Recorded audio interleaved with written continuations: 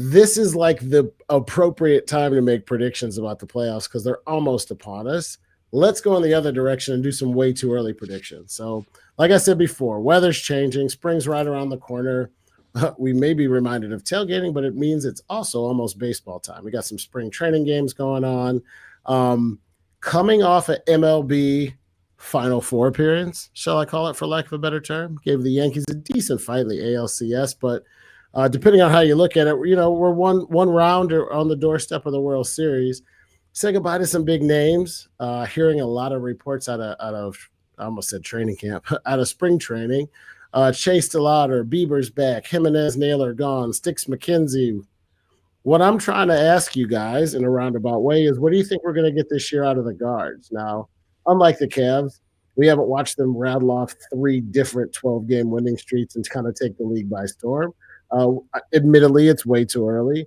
But we got a tough division, and I want to get your thoughts on what you expect out of the guards, given what we've seen so far in spring training and the roster shakeup. So, since Erik pointed out he's dressed appropriately, he's got the Guardian swag on, and Noah started last time. Why don't you get us kicked off on this one? Tell us what you think about the guard I was going into the season. No, I don't want to hear that you started last time. I'll just go. I did not start last time, to be fair, but I want you to go first. Oh, shit. I'm sorry, Noah. I should make notes. I should put this down. I should put little tick marks by your head so I keep it even. Fair. Listen, I think that this Guardian season comes down to 3 key areas: pitching, and more pitching. Here's the thing. It's really hard to predict how the Guardians can do, because I can really foresee us winning the Central and being a playoff team that goes fairly deep. I could also see us not winning the Central and missing the playoffs entirely. Like, it could go either way. We got unbelievable amount of production out of guys that we didn't expect it from last year. We have one of the best bullpens in baseball, I'll say that. By far, Gavin Williams is one of the breakout stars in our bullpen. This guy's unbelievable. I mean, he has the second quickest fastball to the plate in all of the majors right now. He is messing around with 3 different breaking balls. I mean, if everything's about velocity, he has it. So that's a bright spot. What's not a bright spot is the rest of it is a question mark. Tristan McKenzie's a giant question mark. He kind of looks exactly where he left off, which was not very good. Bieber, who knows? So there's a lot of questions. And then when you look at what's likely to be our opening roster, there's a lot to be, a lot to be, I don't know, a lot left. It's left wanting more is what I'm trying to say. A lot left to be desired. That's yes, what thank you. I was going to let you figure it out. I mean, let's just go by position real quick. Behind the plate, you have Bo Naylor and Austin Hedges. I think Bo's developing well, and Austin's a decent defensive catcher, but that's not a huge spot for us. And they're going to bat 103, so there's that. Exactly. Bo is going to bat 300 this year. My jersey purchase last year guarantees it. Okay. I'll give you 10-1 odds and take the under. You want to lay that bet right now? You call them out. No, I'm all the I was going to say, I'll bet something. I'm hankering for dumplings lately. On the infield, on the diamond, you have Jose, great. Rocchio, okay. Arias, Freeman, Santana. Who knows what we're going to get out of old man Santana? I hope something. Manzardo and Schneemann. That's the likely starters. Outfielders, you have Quan, Thomas, Brennan, and Noel. The outfield really leaves a lot to be desired. Listen, I love Noel and Big Christmas and that home run, but he's not consistent. Quan's probably my favorite player of the bunch. Can we expect the same kind of production out of Thomas this year that we got? And Brennan's been quite a letdown. It could go either way. And then with starting pitching, obviously, I think we'll be okay there.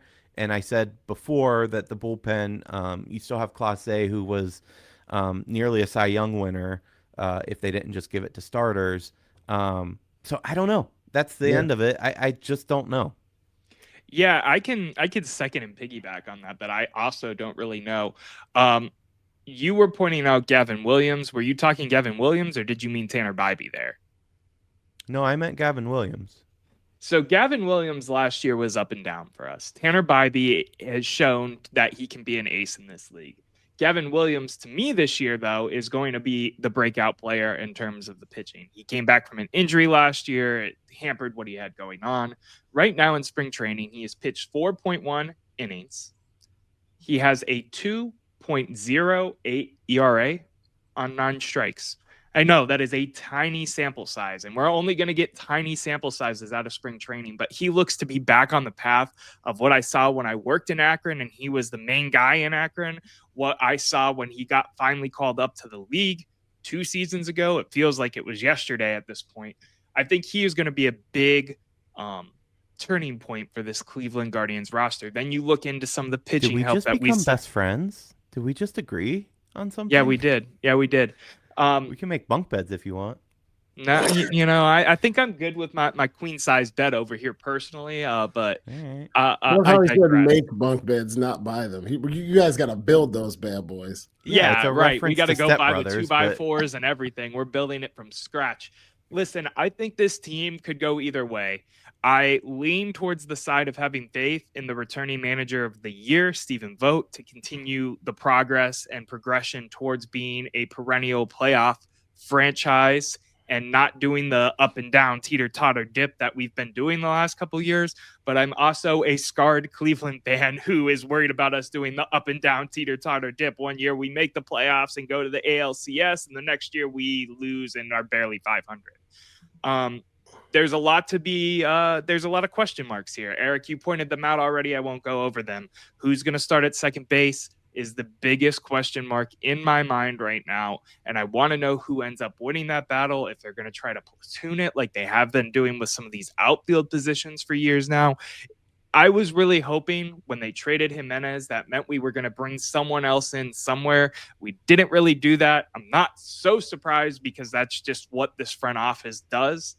But we'll see. I'm excited nonetheless. Baseball season has a very special place in my heart, and I can't wait for opening day. I can't wait for opening day either. I'm always excited for baseball season as an ex-ball player myself. It's a special place. The weather's changing. It's a great time of year. You got March Madness, you got the draft, you got baseball, you got the Kentucky Derby, you got all kind of stuff going on that's really fun.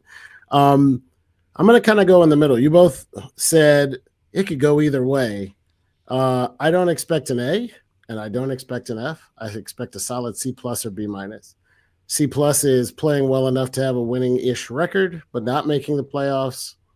B- is making the playoffs, but bowing out early. I don't think we have enough to win the division, but I do think we have enough to compete for a wild card. With the open wild card the way it is now, we can get ourselves into one of those one-game playoffs. And then if you win a game, you never know. But I don't expect us to have the firepower because, honestly, I'm looking at the lineup and I don't see the hits and the runs that I saw from last year. Our division is tougher than it usually. Twins. Who do you have winning I was going to ask the same thing, Erik. Who do you have winning the division? Tigers. Interesting. Yeah, I could be wrong, but Twins fall with us in that vein of people who could compete for a wild card but aren't really. And then what about the Royals as well? You're making my point for me. The division's really hard. I agree. No, I agree. I'm curious, since we're going down that rabbit hole right now, what you think. That's all. Yeah, I think your main sticking point, I mean, we haven't Josh Naylor hit 30 home runs last year, and we have not replaced that production. That's my main and that's the part of the point that I was heading towards. I look at the lineup. You guys talked about pitching. Erik's 100% right. If we get good pitching, we're going to lose a lot of games 2-1. We've seen that before with this team because we get great pitching out of the starters, get great pitching out of the bullpen. We average 1.7 runs per game. I'm being a little bit facetious, but not with Vogt though. Not with Vogt. I don't know why that makes a difference, but it did. It's the same thing as the Cleveland Cavaliers. You had a good coach. You move on to a different coach. It unlocks different things. Correct. It's just a coaching. Let's not besmirch Tito's name by comparing him now to I will because he's a Red, and I want. I will. I will now that he is a probably. Red. But you get what I'm saying. The Reds are my second favorite team. It's a National League team that we never play. What's wrong with that? It's not like the Bengals. We play the Ohio series every year.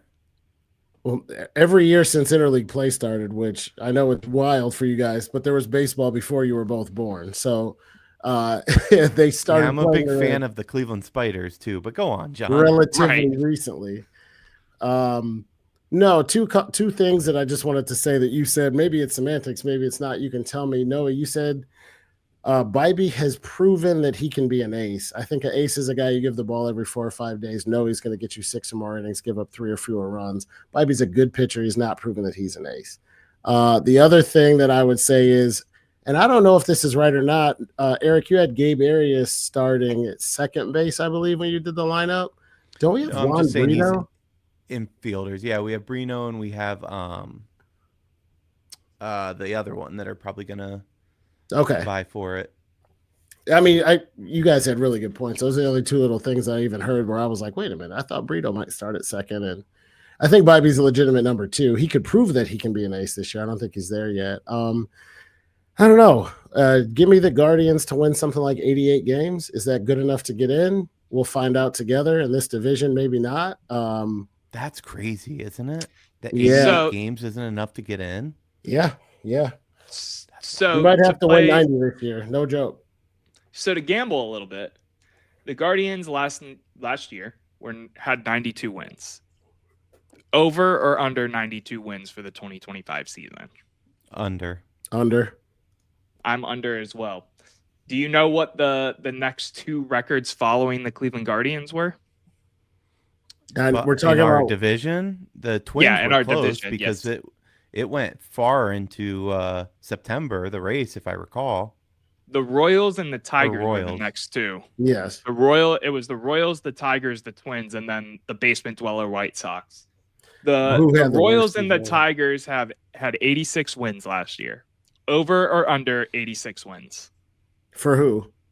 The Guardians. Shit. Under. If I had to bet, I'd take under 86. I just said give me 88. I know that's a little optimistic, but if I had to bet it with my own money, I'm going under 86. Well, it's a 6-game difference. So you're saying we're under 92, but over 80 what? 84 or whatever? 86. 86. That's a 6-game window that you're saying we're in. I just, from a betting standpoint, under for sure. Correct. I get you. The other thing that I'll throw in there is I don't think we're taking into account how tough the division is and how many games we have to play against these teams. The Tigers look like hot dog shit for the first half of last year, and we're the best team in the majors after the All-Star break, I believe, in terms of record. Might be a little bit over my skis or outside, but they were really good down the stretch. If they come in this year healthy with a Cy Young award-winning caliber starting pitcher, I could see a team like the Tigers winning a lot more than 86 games, even though 86 is what they won last year. And a lot of those wins are going to come at our expense. Can I? So the Vegas books have the Cleveland Guardians line set at 82.5. Over or under? I'll go over 82.5. I would say I would go over that. But that's a good line. I would say it's a good line, isn't it? Yeah. It is a good line. There's a reason they said it, but at this point in time, just looking at the offensive production we can expect, I'll say under. If we can squeeze some juice out of the old lady that is Slam Tana and he can become that again, over. But I think it's just so dependent on ifs right now. It's the beauty and the frustration of baseball, too, that 92 wins is like, we'll make the playoffs even if we don't win the division. And 82 wins is like, fucking forget it. Like, that's 10 wins over 162. And if you get 92, we all say, yep, you're in. If you get 82, we all probably say, yeah, you're home. You know what, I would take the over, just to be fair real quick, just to close that out. I would take the over, and solely just because I am the Cleveland optimist that I can be on the show. So... Well, there is an X factor that we haven't talked about so far, and that is the clubhouse itself.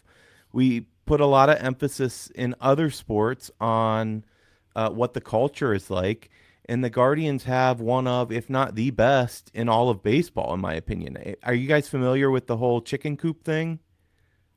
No. By your faces, I'll take that as a no. So every morning so far in spring training, the clubhouse sounds like a chicken coop. And that's because Clase, every day before batting practice, he calls home to his family in the Dominican Republic where he has a farm. And even if music's blaring or whatever, you can hear his chickens in the background. It's just one of those fun little facts out of training camp that I thought was so funny. But Luis Ortiz sits next to him, and they're just watching the action on the farm. He grew up with Noel, Big Christmas. They're from the same hometown. They've known Jose Ramirez since they're young. I don't think you can put enough. My point is, I don't think you could put enough emphasis on the culture that has been built in Cleveland. And that goes back to Tito. They have the best clubhouse when it comes down to that. Now, does that mean they're going to beat the Dodgers in the World Series? No, absolutely not. But to win 82 games and make the playoffs, sure, why not?